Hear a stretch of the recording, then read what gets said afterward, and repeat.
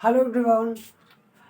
चलिए, तो आज जो हम बात करने वाले हैं वो बात करने वाले हैं नंबर सिस्टम के बारे में। ठीक है, आप लोग को पता होगा नंबर सिस्टम के बारे में, आप लोग अच्छे से जानते हैं इसके बारे में। अगर 10th तक हो तब, उससे आगे होता तो आप पूरा एकदम खंगार के पी गए होगे थी क्या बोलते हैं नंबर सिस्टम को। लेकिन अगर आप 10th तक है तो नंबर सिस्टम आपके लिए बहुत ज़्यादा इंपॉर्टेंट हो जाती है। ठीक है, और नंबर सिस्टम के बारे में आप लोगों को बहुत अच्छे विस्तार से और उसके पूरे कंसेप्ट के बारे में आपको पढ़ना है 9 से लेकर के 10th क्लास तक। ठीक है, और उससे पहले जो होती है नीचे क्लास तक, जैसे कि 8 क्लास 7th क्लास और 6th क्लास तक, तो उस समय तक हम इतना बारे में जान चुके होते हैं, जैसे प्रकृत संख्या है, प्रकृत और पूर्ण संख्या है, इन सब संख्याओं के बारे में ना हम 8 और 7th क्लास तक जान चुके होते हैं। हमको 9th क्लास में इसके बारे में पूरी विस्तार से पढ़ना होता है। ठीक है, तो 9th क्लास और 10th क्लास वाले और उससे नीचे के क्लास वाले भी इस वीडियो को देख सकते हैं। और हमारा नंबर सिस्टम जो है वो 11th और 12th तक कैसे पहुंचती है आगे 10th के बाद, इसके बारे में भी हम आज चर्चा करेंगे। ठीक है ना, तो आइए सबसे पहले आपका संख्या पद्धति जो है, आपका संख्या पद्धति मैथ का एक भाग है जो बनता है आपकी दो संख्याओं को मिलकर के। ठीक है ना, पहली संख्या को हम बोलते हैं वास्तविक संख्या, रियल नंबर, वास्तविक संख्या, इसको हम रियल नंबर बोलते हैं। ठीक है, और एक संख्या होती है जो आप लोगों को, आप इसके बारे में 10th तक आप इसके बारे में बहुत विस्तार से चर्चा करते हो, लेकिन ये जो दूसरा पार्ट है इसके बारे में आप अगले अध्याय यानी कि अगले क्लास 11th में अच्छे से पढ़ने वाले हो, जिसको बोलते हैं अवास्तविक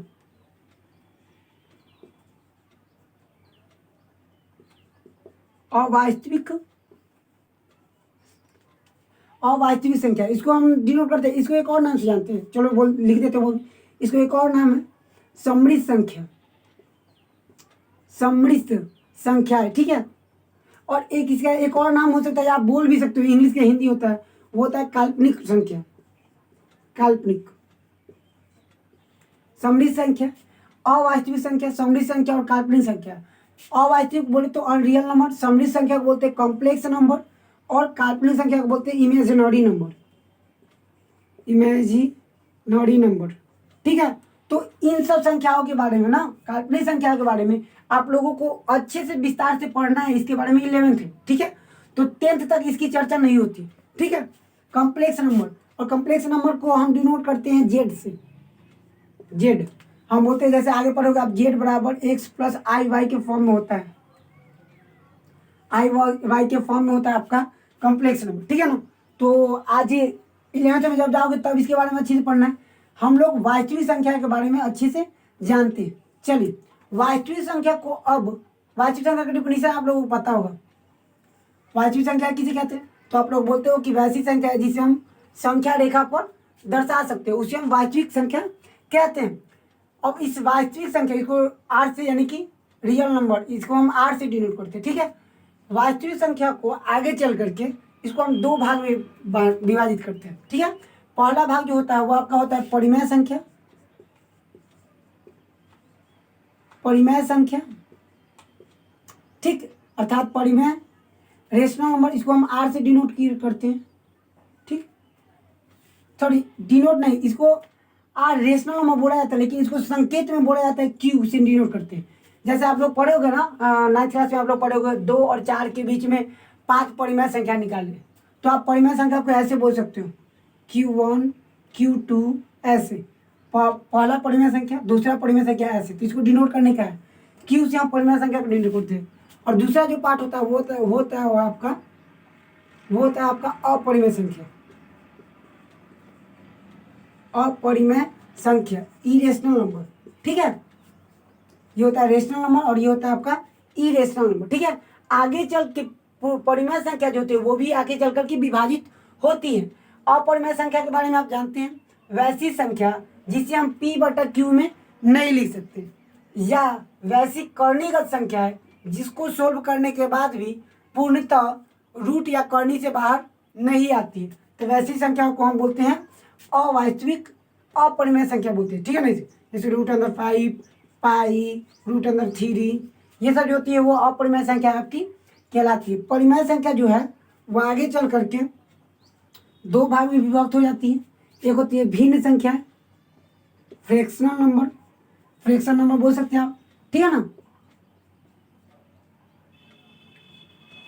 फ्रैक्शन नंबर। और दूसरा जो होता है वो होता है आपका पूर्णांक संख्या, पूर्णांक, ठीक है। इसको हम दर्शाते हैं, इसको बोलते हैं इंटीजर नंबर, ठीक है ना। इसको भी जेड से डिनोट किया जाता है, ठीक है, इसको भी जेड से आप डिनोट कर सकते हो।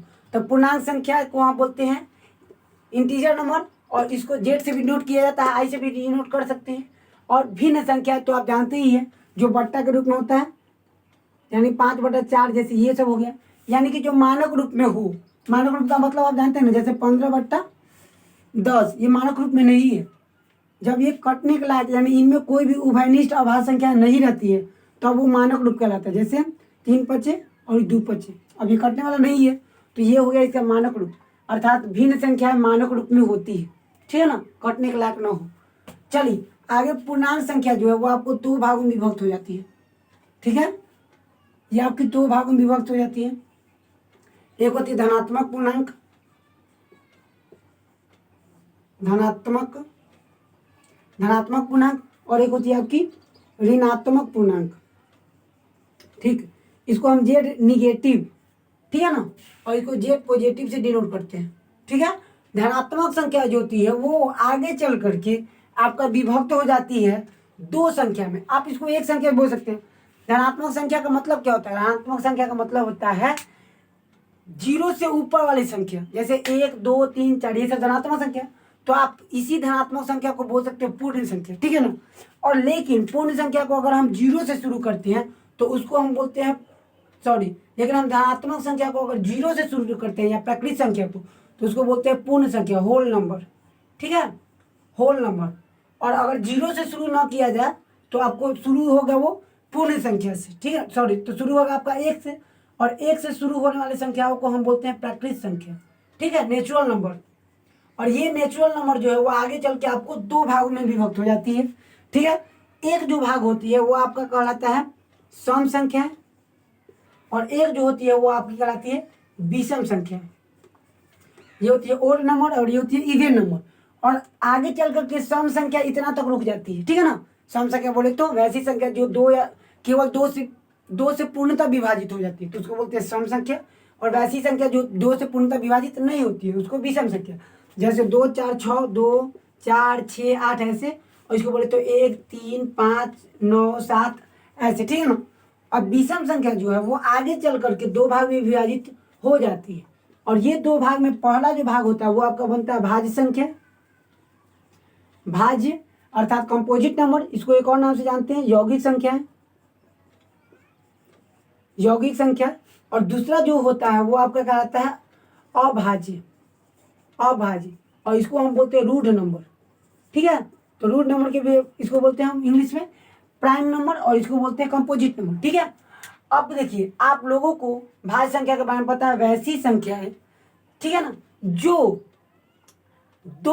एक और खुद के अलावे अन्य संख्या से भी विभाजित हो जाती है, उसको बोलते हैं यौगिक या भाज्य संख्या बोलते हैं। इसका एक और डिफिनेशन हो सकता है, वैसी संख्या है जिसका अभाज्य गुणनखंडन 2 से अधिक होता है, ठीक है। किसी भी संख्या का अभाज्य गुणनखंड करेंगे तो 15 का अभाज्य गुणनखंड क्या होता है? 1 होता है, 3 होता है, 5 होता है, 15 होता है। तो ये देखिए 2, 1 और खुद के अलावे अन्य 2 संख्या भी है, तो इस सब को बोलते हैं यौगिक संख्या, ठीक है। लेकिन 13 का आप निकालोगे तो 1 आएगा और खुद एगो 13 आएगा, तो इसके 2 ही अभाज्य गुणनखंड होते हैं। तो यौगिक संख्या के बहुत सारे अभाज्य गुणनखंड हो सकते हैं, 2 से अधिक होते हैं। और जो प्राइम नंबर होता है अभाज्य संख्या, उसकी केवल 2 ही होते हैं, ठीक है ना। चलिए, तो हम उम्मीद करते हैं कि आपको संख्यापति नंबर सिस्टम की कौन से कंसेप्ट में आपको अच्छे से समझ में आ गए होंगे। कंसेप्ट में बहुत ज़्यादा जरूरी होता है, आप कंसेप्ट में समझ जाओगे ना तो आपको डिफिनीशन से लेकर के सब कुछ याद हो चुका होता है। तो उम्मीद करते हैं आप लोग कंसेप्ट में आप देखिए, संख्या पद्धति 2 भाग में विभाजित हुई है। आगे चल के अवास्तविक संख्या रुक जाती है, वास्तविक संख्या बांटती है 2 भाग में, परिमेय और अपरिमेय में। और उसके बाद परिमेय संख्या, अपरिमेय संख्या रुक जाती है। परिमेय संख्या 2 भाग में, भिन्न और पूर्णांक में विभाजित होती है। उसके बाद पूर्णांक संख्या जो है वो विभाजित होती है 2 भाग में, ऋणात्मक संख्या है और धनात्मक संख्या, ठीक है। उसके बाद होती है धनात्मक संख्या दो भाग में, पूर्ण संख्या और प्राकृत संख्या। प्राकृत संख्या जो है वो दो भागों में होती है, सम संख्या और विषम संख्या। फिर विषम संख्या दो भाग होते हैं, भाज्य संख्या और अभाज्य संख्या, ठीक है। ये दोनों संख्या जो होती है यानी अभाज्य और भाज्य संख्या विषम संख्या होती है। सभी विषम और सभी सम संख्याएं प्राकृत संख्या होती है। सभी प्राकृत संख्या पूर्ण संख्या होती है। सभी पूर्ण संख्या धनात्मक संख्या होती है। सभी धनात्मक और सभी ऋणात्मक संख्याएं पूर्णांक संख्या होती है। सभी पूर्णांक और भिन्न संख्या अर्थात ये सब नीचे वाला परिमेय संख्या होती है। सभी परिमेय और अपरिमेय वास्तविक संख्या होती है। और सभी वास्तविक संख्या और अवास्तविक संख्याओं के समूह को हम संख्या पद्धति कहते हैं। उम्मीद करते हैं आप लोगों को ये वीडियो बहुत अच्छी लगी होगी और शायद ये समझ भी गए होंगे। तो उम्मीद करते हैं आप लोग अपने से इसे कंसेप्ट मैप को, संख्या पद्धति को आप लोग अपने से तैयार करोगे, ठीक है।